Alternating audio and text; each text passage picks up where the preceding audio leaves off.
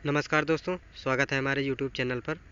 आज हम बात करने जा रहे हैं नेमाटोड के बारे में कि नेमाटोड कैसे लगता है और ये कितना नुकसान पहुंचाता है और ये कब लगता है और इससे रोकने में हम क्या प्रयोग करें और इसे कैसे कैसे कंट्रोल किया जा सकता है।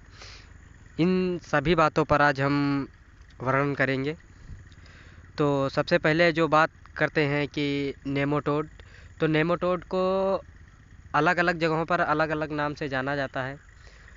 बहुत से किसान तो नेमाटोड के नाम से ही जानते हैं, पर कहीं कहीं इसे जड़ गांठ के नाम से भी जाना जाता है और कहीं कहीं इसे सूत्रकृमि नाम से भी जाना जाता है। अगर हम बात करते हैं कि ये हमारी फसल में कैसे लगता है या हमारी फसल को ये कैसे नुकसान पहुंचाता है या इसके लक्षण क्या क्या होते हैं, तो हमारी फसल में ये जड़ गांठ, जैसे ही नाम से पता चलता है कि इसका लक्षण जो होता है वो जड़ों में गांठें बन जाती हैं, जिससे हमारी फसल की वृद्धि रुक जाती है और पत्तियां छोटी होने लगती हैं। इससे हमारी फसल पर बहुत ही भारी नुकसान पहुंचता है। अगर हम इसके लक्षणों की बात करते हैं तो पत्तियां, जैसे मैंने अभी बताया भी है कि पत्तियां छोटी होने लगती हैं और जो ऊपर से एकदम आपकी स्क्रीन पर दिखाए जा रहे हैं, अगर खेत में छोटा बड़ा पौधा होगा, ये नेमाटोड के लक्षण होते हैं छोटे छोटे, जो बहुत ही कम पैमाने पर होने पर इसे पहचानना बहुत ही मुश्किल होता है। इसका अगर सीधे बात की जाए तो अगर अच्छे से पहचानना है तो इसे पेड़ ज़मीन से निकालना पड़ेगा। ये एक्चुअल में लगता क्यों है, ये हमारा जैसे बहुत से कीट होते हैं जो हमारी फसल में लग जाते हैं, ज़मीनी कीड़े, उसी तरह ये भी एक ज़मीनी कीड़ा ही है जो बहुत ही सूक्ष्म होता है। बहुत ही नंगी आंखों से तो देखना पॉसिबल है नहीं। अगर नेमाटोड की और ज़्यादा बात करते हैं तो आजकल ये हर एक प्रकार की फसलों में, यानी ब्राइट चाहे जो फसल आप उगा रहे हैं उन सभी में लग जाता है। पर कभी कभी क्या होता है, इसका प्रभाव लेट होता है, तब तक हमारी फसल लास्ट हो चुकी होती है। ये सबसे ज़्यादा बागवानी फसलों में भी दिक्कत कर रहा है। अब तो इस स्टेज पर ये पहुंच चुका है कि हर एक खेत में बहुत ही ज़्यादा अधिक मात्रा में हो गया है, जिससे हमारी फसलें शुरुआत में ही डैमेज होने लगती हैं।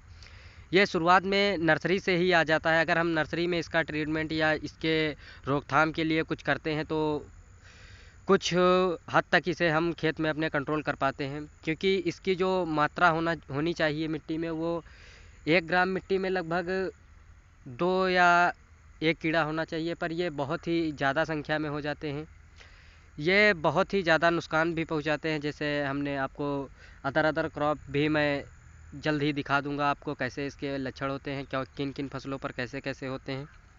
अगर हम इसके रोकथाम के बारे में बात करते हैं तो रोकथाम में जो जो इसके लिए जैविक है वो भी एक प्रकार का फंगस ही होता है, जो जिसका नाम पैसिलोमाइसिलिस लैलीसिनस के नाम से जाना जाता है। ये हमारी हर एक दुकान वालों के संपर्क से मिल भी जाता है आसानी से। इसकी जो मात्रा होती है वो 5 केजी पर एकड़ डालनी चाहिए। बुआई के समय या जुताई करते समय इसे डाल देना चाहिए।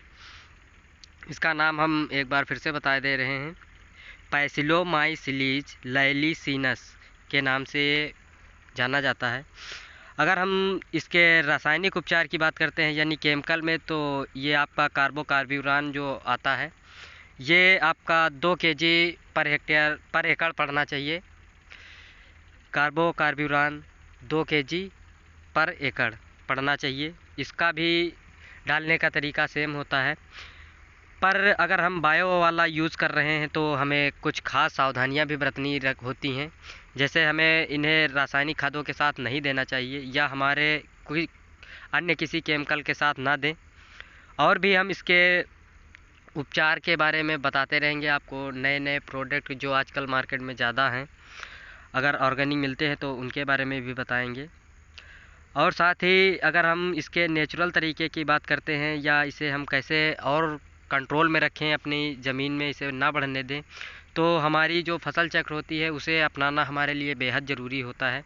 फसल चक्र अपनाने से मतलब है कि हम हर बार बदल बदल कर क्रॉप लगाते रहें। जैसे इस सीज़न में हमने आलू उगाया है तो अगली सीज़न में टमाटर, ऐसे ही बदलते रहें।